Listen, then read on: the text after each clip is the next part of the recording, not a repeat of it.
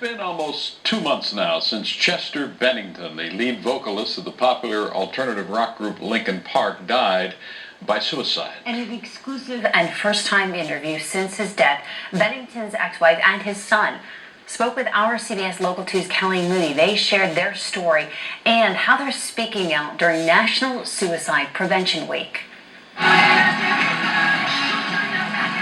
The late Chester Bennington was a rock star in the spotlight, but to Draven, he was just Dad. What would you say you miss the most about your dad? His sex. Definitely. He gave you hugs? Yeah. If you could talk to him now, what would you say to him? That I love him. I miss him.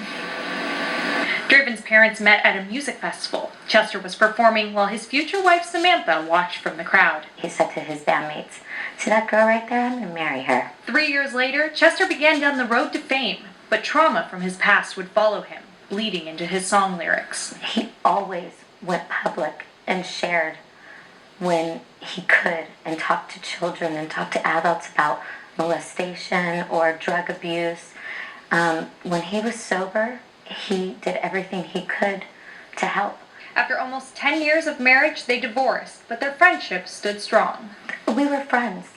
I got my best friend back, and we had a wonderful relationship. He told us everything, and I wish I knew that those were signs now. One of those signs, an antique family piano Chester gifted Draven and Samantha in the months before his death.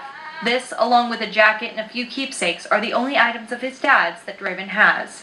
Giving away possessions is one of the signs of someone contemplating suicide.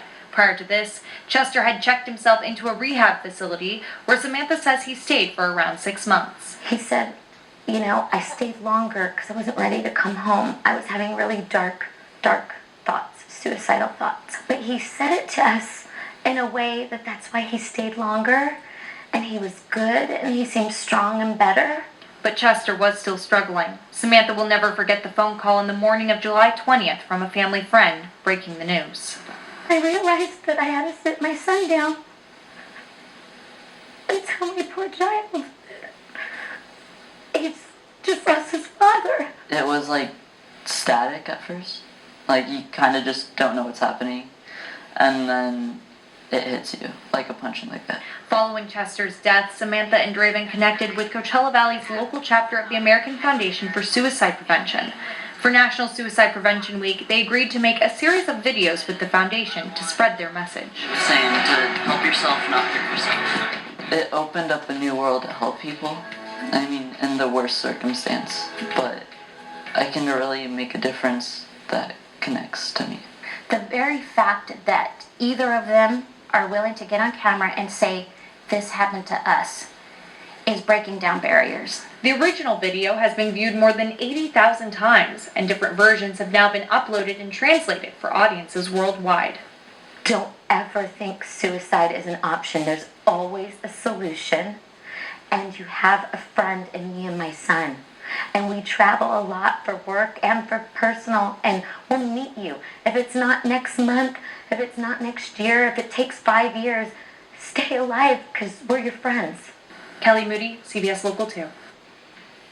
How amazing that the family of this man that was iconic to so many is living his legacy now by talking about his death. She certainly seems committed, doesn't she? If you or someone you know is struggling with suicidal thoughts, call the 24-hour Suicide Prevention Lifeline. And that number is 1-800-273-TALK. TALK. Now, your first alert forecast from Chief Meteorologist Patrick Evans.